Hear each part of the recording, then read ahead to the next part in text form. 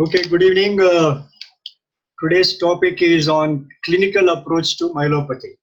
As you are aware that my emphasis on all my talks is how you approach a case when you are confronted with or when the people are consult with you for a particular symptom. And today's symptom is paraparesis or quadriparesis.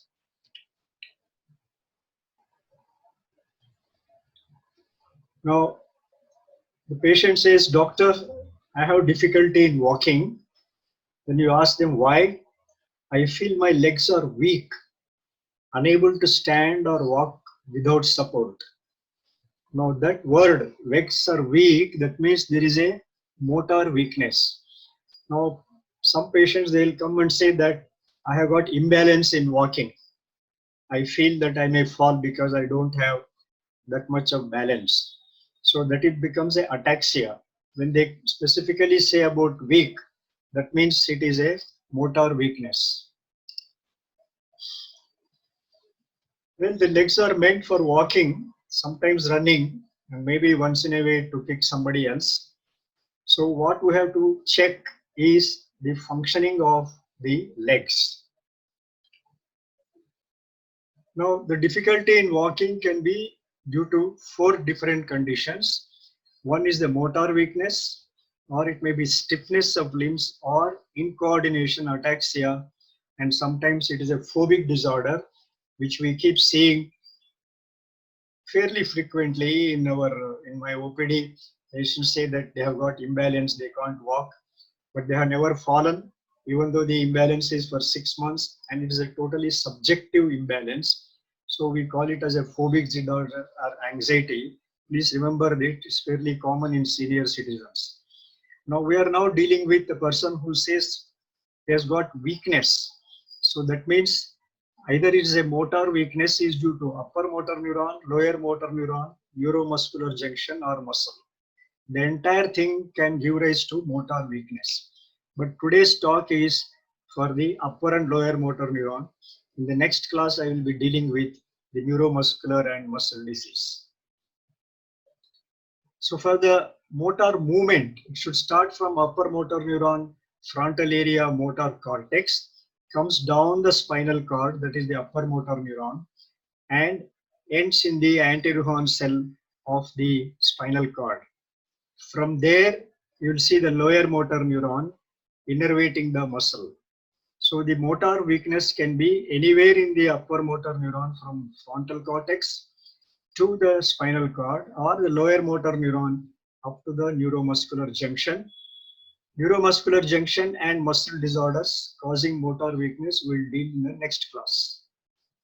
It is extremely important that you should spend some time in the cut section of the spinal cord and study the pathways, because all the syndromes, all the localizations depends upon your understanding of the tracks. Now, these are the motor tracks. The most important is the corticospinal tract, the lateral corticospinal tract, and a small anterior corticospinal tract. And these are the most important ascending tract, that is the spinothalamic tract, which carries the sensation. Because in paraplegia, we find patient has motor, sensory, and bladder symptoms which pass through the reticulospinal tract. So these are the important tracks which you should understand, because we have posterior spinal cord syndromes, we have anterior spinal cord syndrome, we have lateral spinal cord syndrome. If you have understood the anatomical structures in the lateral or posterior, then it's very, very easy to localize the lesion. Now, as I said, in this class, we are talking about motor weakness either due to upper motor neuron or lower motor neuron. And in both the situations, the distal muscles are the one which are first affected. But if it is a lower motor neuron due to root involvement, the proximal muscles are first affected. The tone in UMN acute, like transverse myelitis, it is same hypotonia. But if it is something which is slowly progressive paraparesis, you definitely expect hypertonia with brisk reflexes. If it is acute transverse myelitis, it may be absent. Sensory level always present for patients with the spinal cord disorders, and there are no sensory level in lower motor neuron. Bladder is always affected in case of advanced spinal cord disorder. Now history, please remember spinal cord disorders have three components: motor, sensory and bladder. So we need to concentrate our history on the motor activities, sensory impairment and bladder involvement. So we look for the symptoms of motor like stiffness of limb, difficulty to wear slippers. He can get up from chair easily but has difficulty to walk. You understand what this sentence means? Getting up from chair is a proximal muscle weakness. Difficulty to walk can be due to distal muscle weakness. Sensory symptoms, when posterior columns are affected, like posterior cord syndromes, patient will have tingling, vibratory paresthesia, and this typical one, tight skin as though it is wrapped in bandage, and obviously sensory ataxia. So this will localize the lesion to the posterior columns in the spinal cord. The spinothalamic are affected, then the patient will have burning pain and paresthesia, and reticulospinal system, frequency, urgency, and difficulty to pass urine. Now, very important point, if the patient has difficulty in walking but is still able to walk, please ask him to walk. Examination for the symptom for which the patient has come is very important. Though in the examination, you will make the patient lie down on the couch and then start doing examination. But when you come to the practice, examination on the couch is much less informative. Ask the patient to get up from the chair, walk normally, walk fast, quick turn, which will tell you about the imbalance. On heels, if he can walk on heels, dorsiflexion is good. If he walk on toes, plantar flexion is good. Tandem walk, walk forward. Tandem walk, walking forward. Tandem walk, walking backward. If all these things he can do and still he complains that he has got difficulty in walking and imbalance, the last one, hop on one leg at a time. If a person can hop on one leg and also on a straight line, that means the entire motor system balance, everything is perfectly normal, and you can say that his symptom of imbalance on walking is a subjective one due to anxiety. No need to do extensive investigations. Squat and get up for proximal muscle weakness, and to look for a Romberg sign, stand with feet together, first eyes open. I see many times immediately the patient is asked, come on, close the eyes. Eyes open, what is the stability? Whether he becomes unstable to an extent of falling. Some degree of unstable is normal. To an extent of falling, then only it is a Romberg size positive. And to detect spasticity in early stages, fast pace of walking will help. Slow pace of walking, you may not be able to detect this spasticity. But when you ask the patient to walk fast, then you can see the patient has a spastic gait. And you do a sensory system examination. Most important is the pin, because it's a very important pin is very useful to differentiate GB syndrome from transverse myelitis, which I tell you in a bit time. Now, in the practice and also in your examination, spend more time examining upper limbs when the patient has come for paraparesis. He already has got motor weakness in lower limb, and you know that there is a motor weakness. But what you have to know is the upper limbs. Why? Because the patient may complain of paraparesis. If upper limbs are weak on examination, the localization is to the cervical cord. So doing MR thoracic spine or an aerial view of the entire spine is not going to help, because an intrinsic demyelinating plaque in the cervical cord you may miss completely by the aerial sign, aerial view. Spend more time examining the other half of body. If a patient comes with pain, tingling, numbness on the right half of the body, examine the other half, because you want to know whether it is a cerebral lesion causing a hemorrhage distribution, or is it a cord lesion in the cervical spine.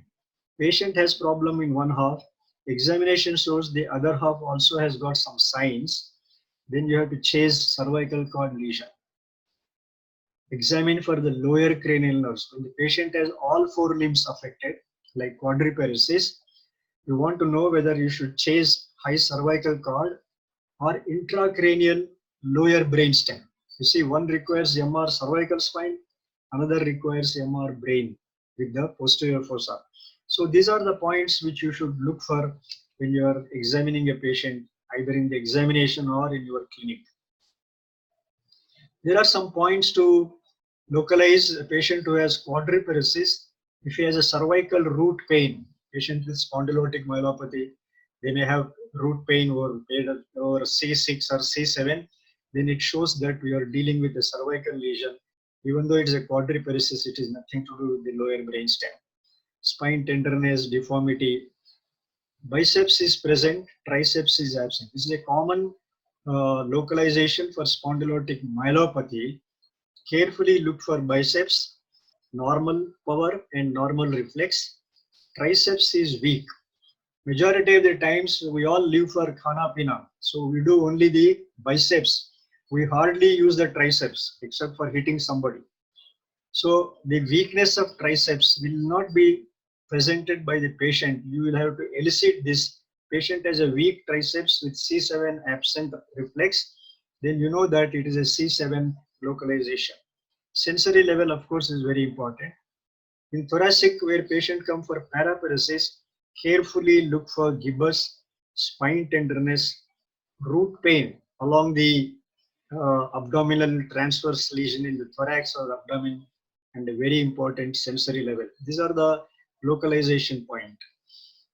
So, as I keep telling you, the clinical neurology starts with neurological deficit. Patient has motor weakness, sensory and bladder, the three components of paraplegia or quadriplegia. Then you localize whether it is level, then intrinsic cord lesion or extrinsic cord lesion. See, just saying the patient has D6 level does not mean much. Okay, it is D6 level. Is the lesion within the spinal cord, intrinsic, or is it outside the spinal cord? The pathological diagnosis, acute paraplegia, is different from subacute, chronic, going on for year, 2 years plus. As I tell, it is either a benign compression or a degenerative disease. And finally, we look for etiological diagnosis. Now, for example, the patient has difficulty in walking, and when you make him walk, he has a disability because of spasticity. If the spasticity is a disability, there are very, very few conditions which you can think of. Multiple sclerosis is number one, spondylotic myelopathy number two. These are the two important conditions which are treatable. Where spasticity is a disability going on for a number of years, 2 years, 3 years, we have a list, most of which are non-treatable conditions. Now let us see case scenario. Patient has got an acute paraplegia. You don't know whether it is acute UMN because of myelitis or acute LMN because of GB syndrome. This is very, very important. This is a very common clinical problem in the day-to-day practice. Now, in clinical neurology, the dictum for anatomical localization is, tell me who your friend is, I'll tell you who you are. That is very, very important to localize for cerebral paraplegia.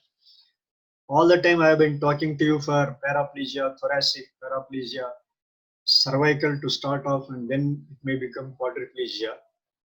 A cervical cord lesion can start as paraplegia, and then only subsequently it may become quadriplegia. Now, once in a way, very rarely you come across cerebral paraplegia. Very easy to localize, because find out who is the friend of cerebrum. Friend of cerebrum, seizures, headache, vomiting, papilledema, and patient has a paraplegia. I mean, it's a common sense, but we are dealing with cerebral paraplegia. So when you find that patient has paraplegia with no sensory level, no gibbous, but he has got upper motor neuron paraparesis or paraplegia, ask for these symptoms. Remember, patients will always complain what they have as the maximum disability. When you ask whether you had a seizure, they'll say, no, no, doctor, only I have difficulty in walking. Then the relative or the person who is looking after will say, now 1 week back he had one attack of epilepsy, but I think it is due to low glucose. No, but that point, the patient had a seizure, gives you an idea that you have to localize this to cerebral paraplegia. Then when you come to the thoracic or cervical level, I said one is the anatomical localization. Let us say D6 is a common one. Then you should know further localization, whether it is intramedullary, that means within the spinal cord, or it is extramedullary, that is outside the spinal cord, but within the dura, that is intradural, or it is outside the dura. Now, intramedullary is within the parenchyma. The commonest we see in practice is demyelination. Once in a way, infarct, that is syrinx, or even tuberculomas and gliomas. There are hardly 5 or 6 conditions. Once you localize it to the intramedullary, you know that very few conditions are there. Like as I said, spasticity, very few conditions. Intramedullary, demyelination, tuberculoma, glioma, infarct, and syrinx. Intradural, but extramedullary is neurofibroma and meningioma are the two commonest tumors. Both are benign tumors and excellent response cure after the surgery. How do we know? Because they arise from the nerve sheath or the meninges covering the nerve. Patient has a radicular pain. So a patient who has got pain across the umbilicus and slowly over a period of time develops paraparesis, you know that it is a intradural but outside the medulla. Extradural is the bone, that is the bone. So there are symptoms of the bone. That means patient has a back pain. Remember, back pain is very common in the low back and pain in the neck is very common. But if somebody has pain in the thoracic region, you must take it very seriously. The localized back pain, tenderness, or in the later stage gibbous shows that there is a disease of the bone secondarily compressing the cord causing paraparesis. Now let us take some case scenarios. A 36-year-old male, fever for 2 days, followed by rapid onset of paraplegia and urinary retention. On examination has hypotonic, areflexic, total paraplegia with a level at D10. Plantar is not elastable. Bladder is felt right up to umbilicus. So this patient has all 3 components, motor, sensory, and bladder. And it is an acute onset and there is a level D10. Because it has come very fast. Now one particular point I wanted to express is in intramedullary lesion, the bladder is the first symptom. What do we mean by bladder is the first symptom? The urinary symptoms are earlier than the motor disability. Patient who is able to walk has frequency, urgency, is a intramedullary.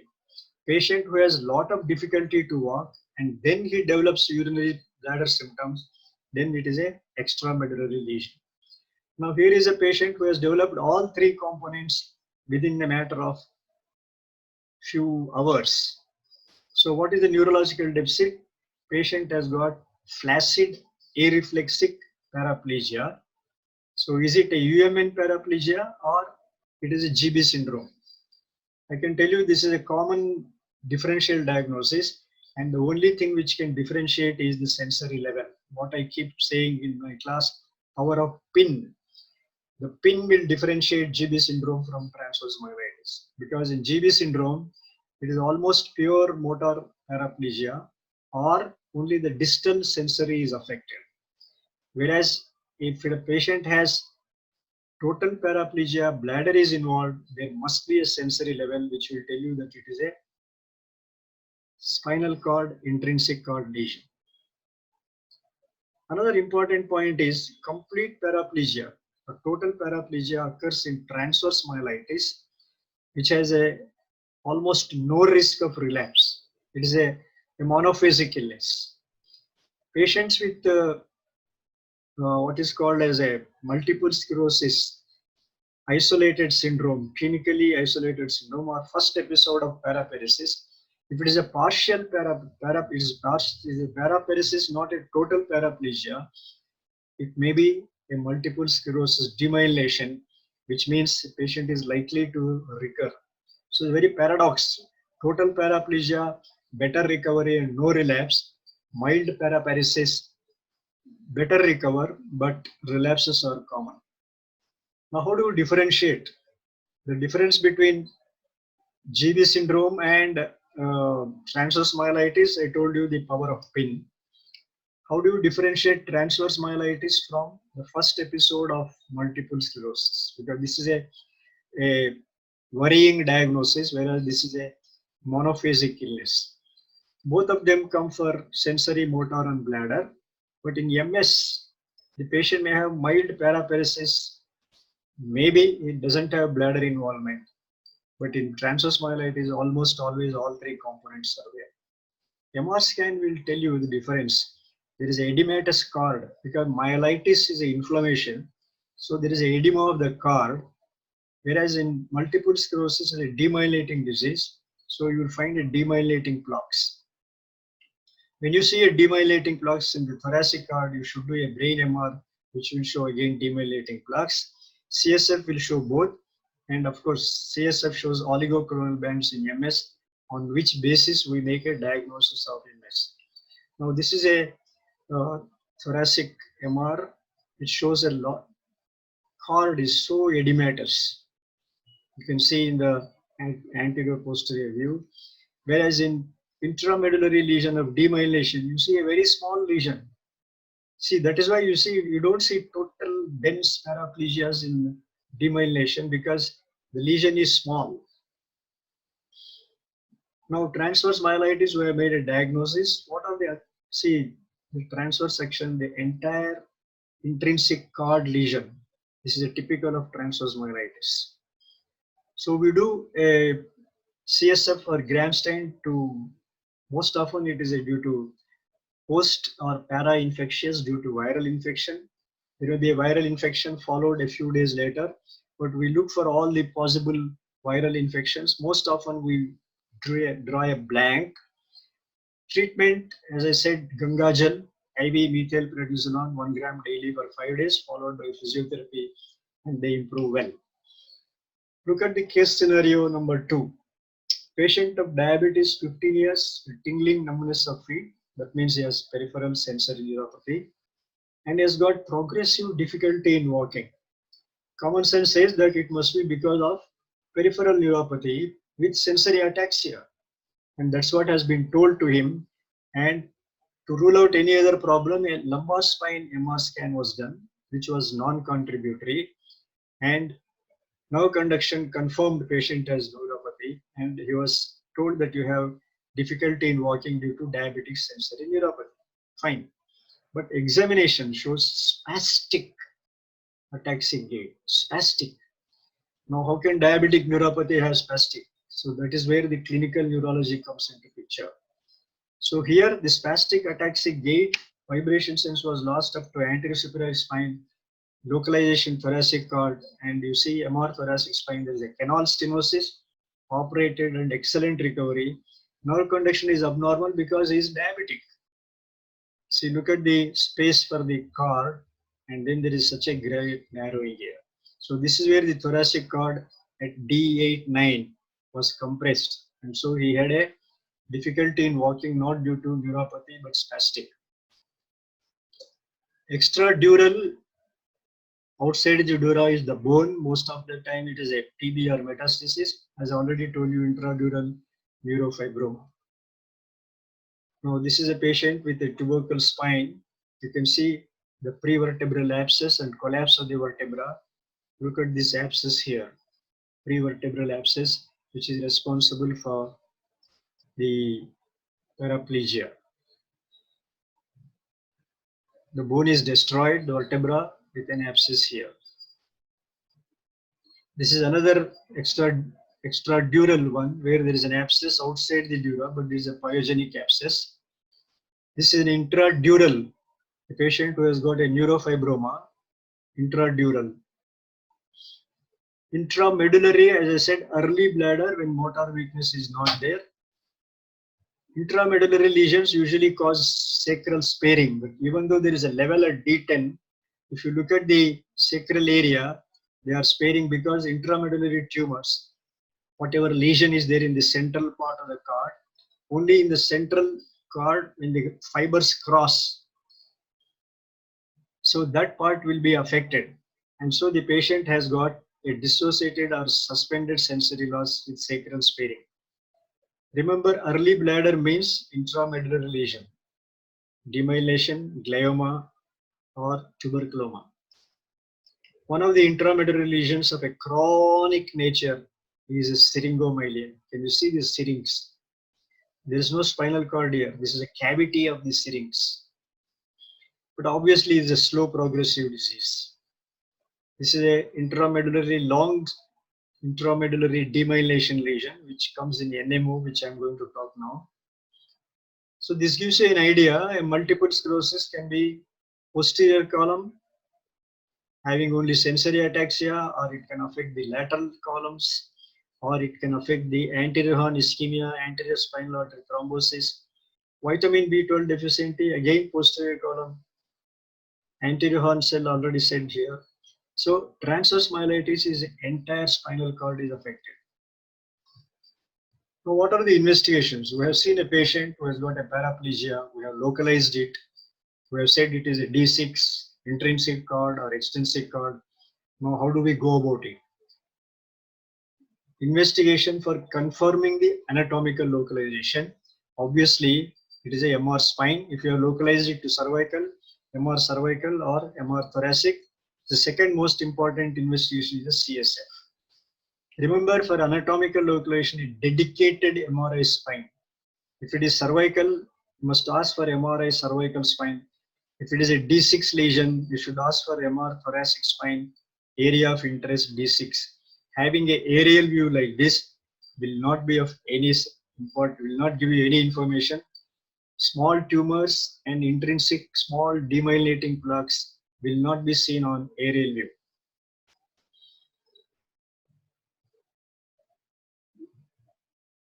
In cases of chronic progressive paraplegias, the MR scan will be normal. So when MR scan is normal, patient has 2 years history of slow growing spastic paraplegia, UMN paraplegia.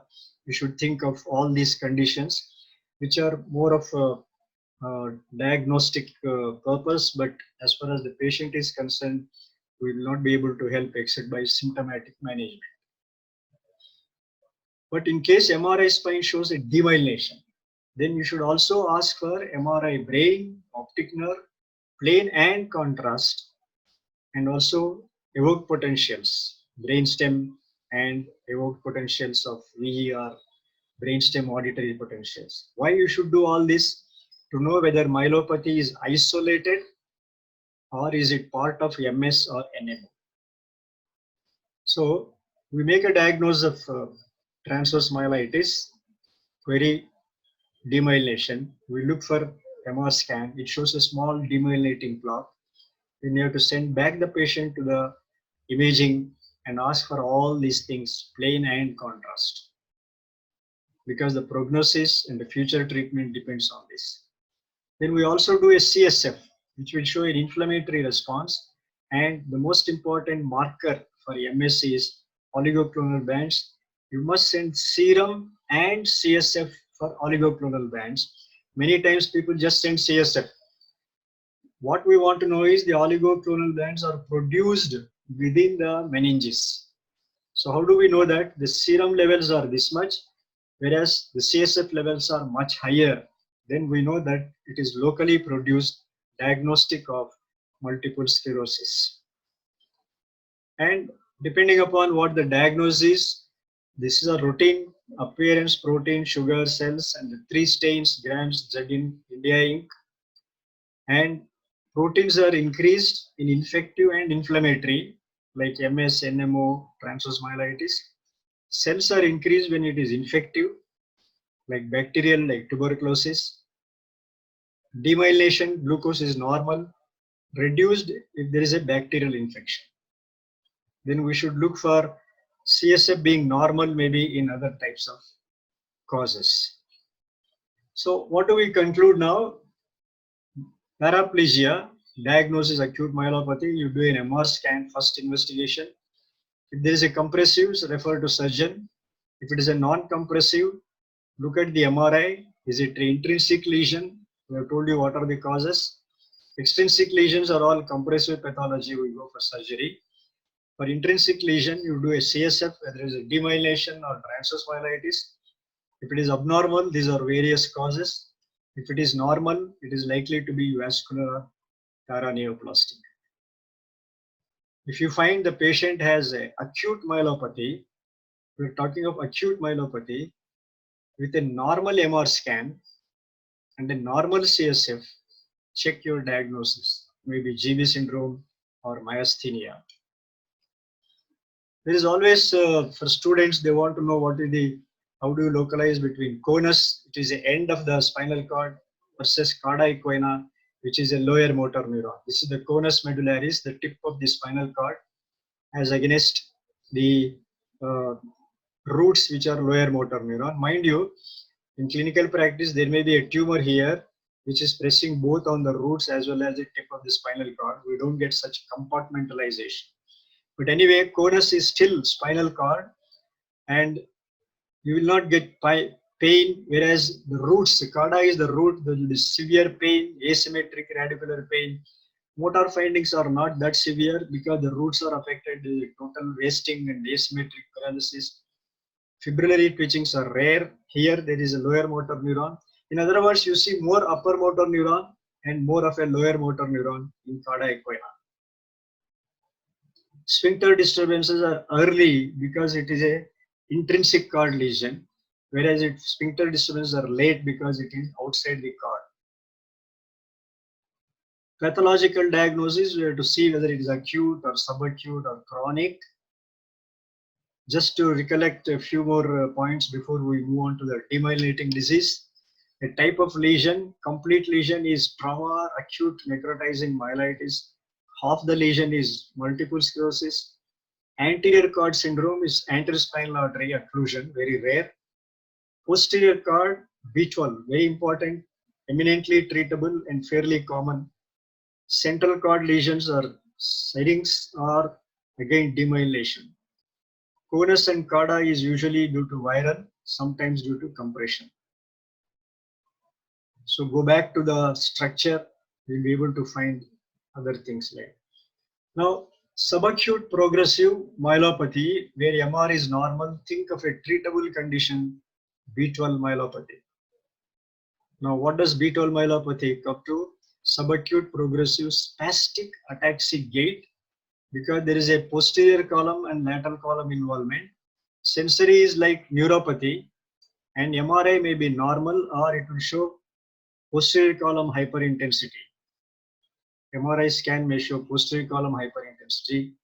B12 level is low. Please note, many of us have got low B12, so any paraplegia doesn't bring B12 myelopathy. Clinical correlation is a must.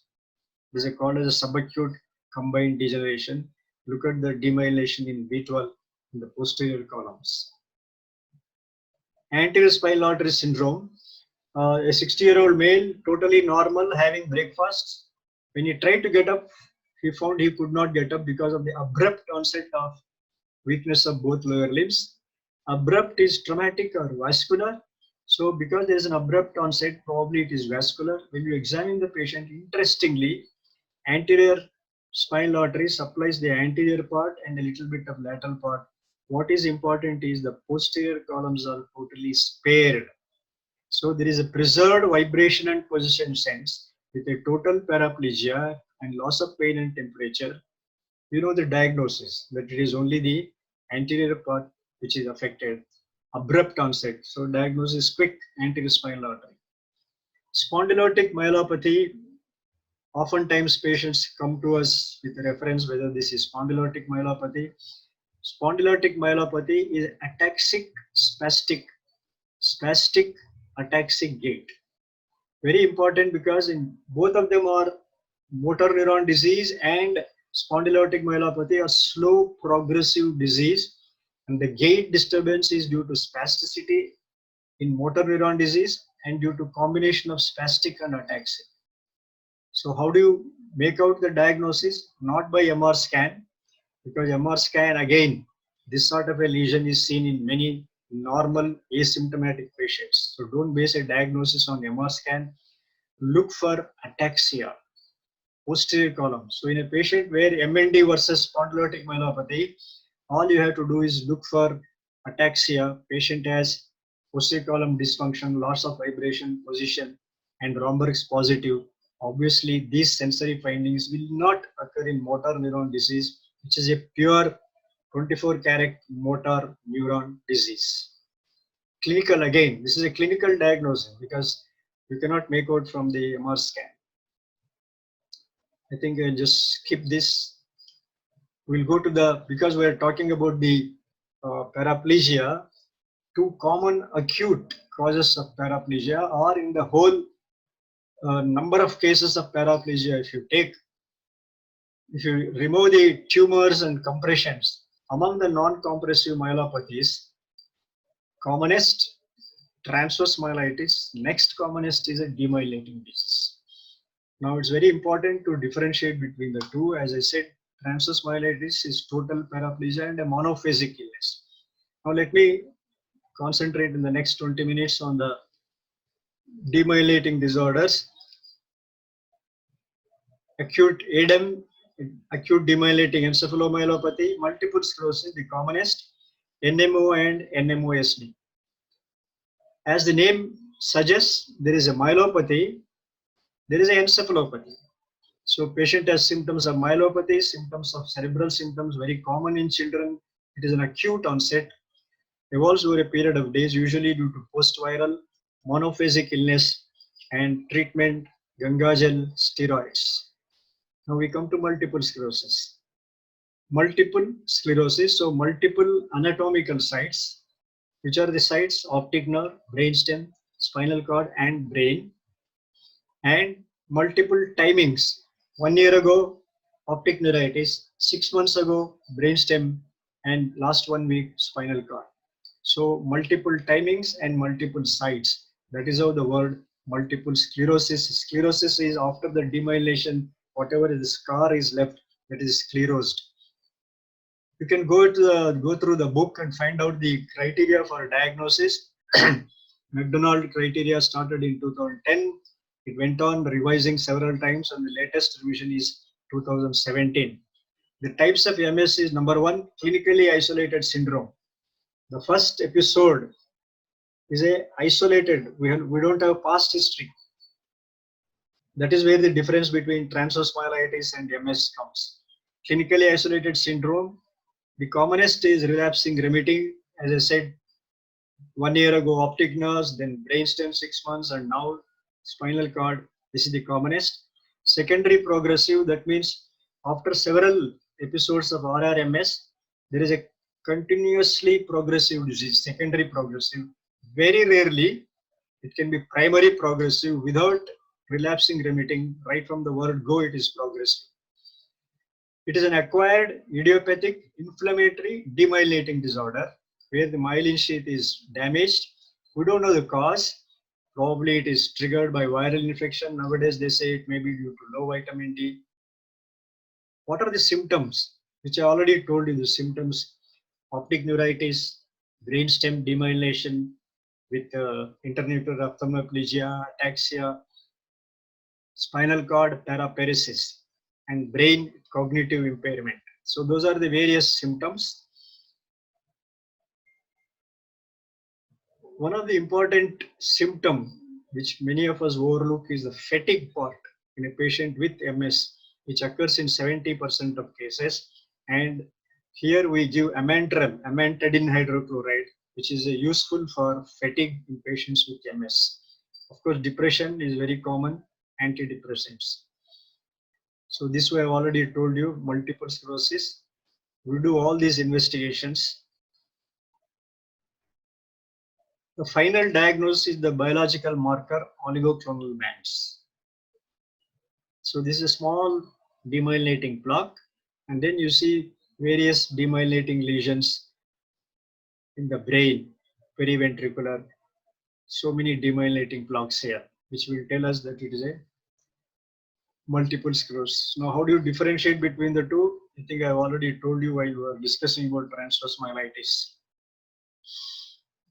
Now, how do we deal with clinically isolated syndrome?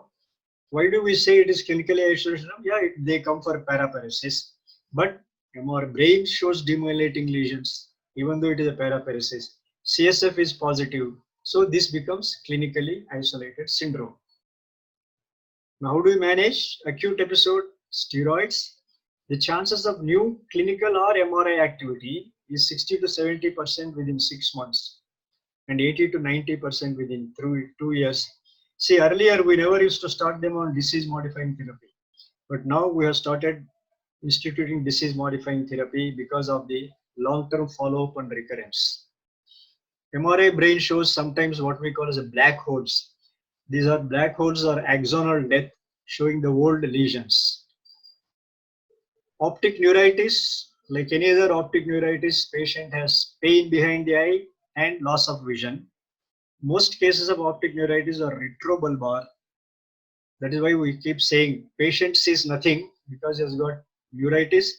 Doctor sees nothing, there is no edema, nothing. The fundus looks very normal. The patient is not able to see. It is a retrobulbar neuritis, very typical of MS optic neuritis. So we do all that other things, brain, spine, CSF and all that. If MR brain, spine, CSF, SSCP, oligoclonal bands all are normal, then we consider it as isolated optic neuritis with excellent prognosis, monophasic illness. How do we manage multiple sclerosis? Acute episode, again, steroids. Some people give steroid taper, but I usually don't give steroid taper. If the patient does not improve with steroids, the second line is the plasma exchange. Does not improve, third line is IV IgG. Remember, spontaneous recovery, whoever treats, allopathy, Ayurveda, Ayush, X, Y, Z, patients do recover spontaneous, but steroids do accelerate recovery. Symptomatic therapy, fatigue, I said, very important, amantadine to be given, fluoxetine, an antidepressant for both fatigue and this, spasticity, pain. Prognosis, if left untreated, 30% of patients, not every patient of MS will not go into a wheelchair. The moment you diagnose MS, people will go into the Dr. Google and then they think that every one of them are going to be in wheelchair. 30% of patients will develop significant physical debility within 20 to 25 years. You can prevent the other 70% not reaching this by using disease modifying therapy. We have a scale to assess the disability. We'll not go into the details. Now, let us see what are the disease modifying therapy. We have oral drugs. At one time, we had only interferons and nothing else. Now we have plenty of drugs available. So now you have to choose. Some neurologists choose one, some neurologists choose the other. It all depends on an individual, what choice they make. But fortunately, we now have a lot of oral drugs and subcutaneous injections, and now intravenous injections are also available. In clinical practice, most of us use intravenous rituximab as a disease modifying therapy. Now, in aggressive MS, not relapsing, remitting, but every time the damage is getting more and more, in aggressive MS, we go to the more aggressive treatment with using the cyclophosphamide or mitoxantrone. These are the new drugs which have come into the market for aggressive MS. Progressive MS, there are again new drugs like ocrelizumab and cladribine. And when these drugs also fail, then we go for stem cell therapy. So you should also know what is the diagnosis of MS, RRMS, progressive MS, aggressive MS. Depending on that, you choose the disease modifying therapy. As well as to prevent the progression, we have some drugs which are just entered the market. Now, what is NMO spectrum disorder?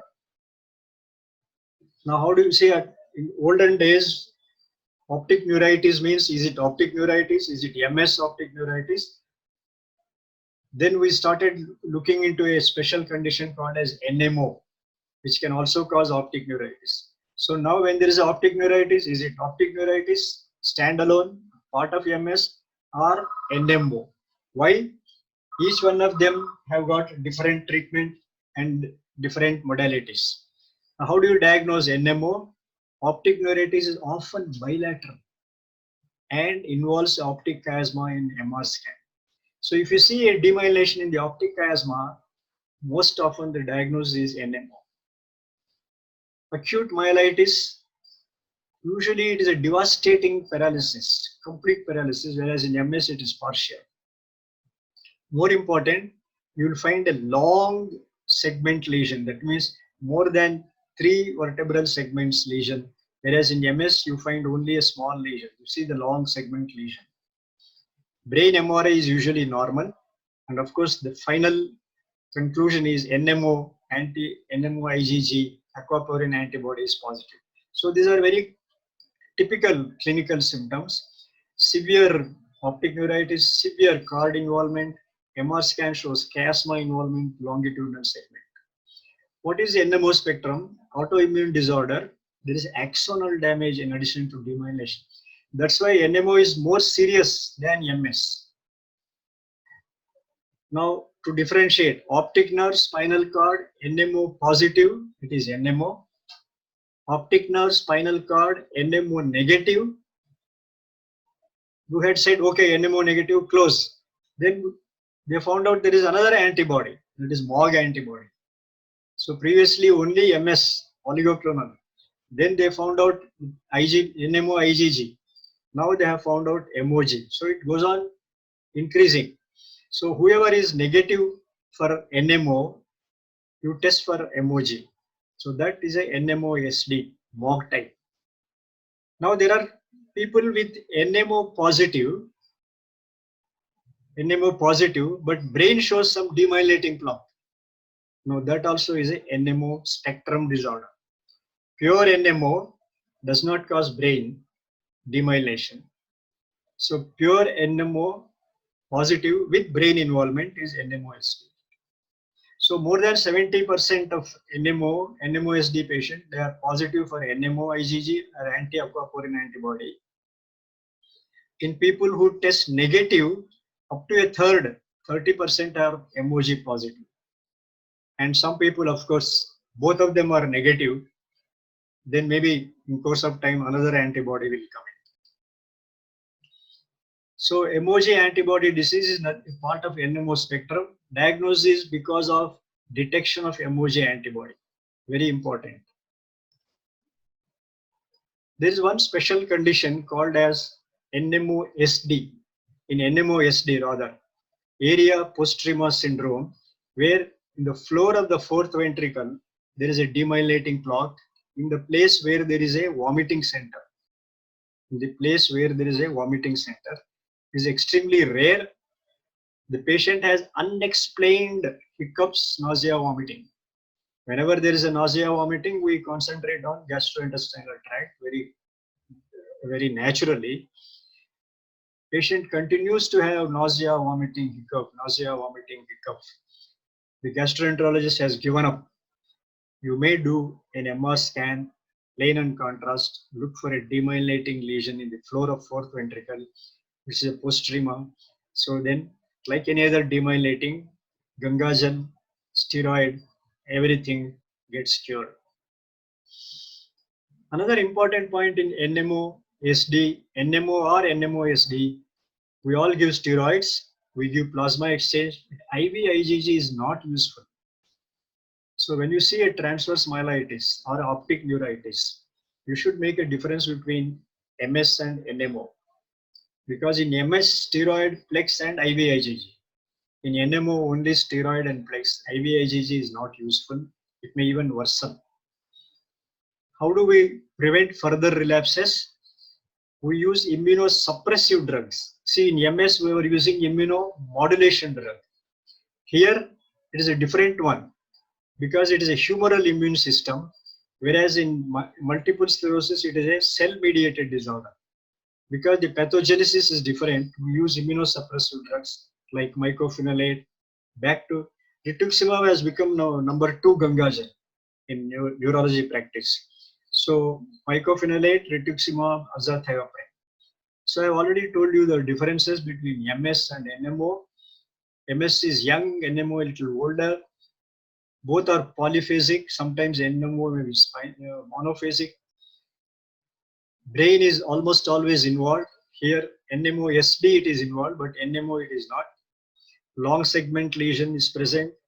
Axonal damage, that's why severe paralysis or severe loss of vision. Prognosis is poor. Oligoclonal bands, whereas here it is NMO antibodies. Steroids and immunomodulation, here it is a steroids and immunosuppression. This point is very important. In MS, optic neuritis or myelitis, steroids may or may not be continued for a short while, taper off. Here, you have to continue steroids for 3 to 6 months in optic neuritis due to NMO. Please remember that long-term steroid therapy, otherwise the patient may become totally blind. How many more minutes? Another 8 minutes. So MS and NMO, I have told you, MOG is diagnosed because patient has a MOG antibody. NMO-SD we call whenever there is a brain involvement. Now in MOG, we give only steroid because it is a monophasic disease. There is no further treatment required because it is a monophasic. It does not repeat. So no treatment required, further treatment if it is MOG. So these are all finer points which you'll have to sit and read and practice. Is it MS? Is it NMO? Is it MOG? Each one has a different prognosis. Each one has a different treatment methods. These are the common causes. These are all treatable conditions. Chronic treatable condition, spondylotic myelopathy, benign compression, syphilis, very rare nowadays, and these are all non-treatable conditions. Now, just to give you an example of how common is some of these disorders, one study of 57 cases, acute transverse myelitis, 57 cases of non-compressive myelopathy. Compressions, we give it to the surgeon. Non-compressive, you find transverse myelitis is the largest number. Another treatable is the vitamin B12 deficiency, and some are progressive MS. Another paper with 200 cases, paraplegia or quadriplegia. Compressive pathology is tuberculosis. Non-compressive, again, acute transfer, almost 50% in B12.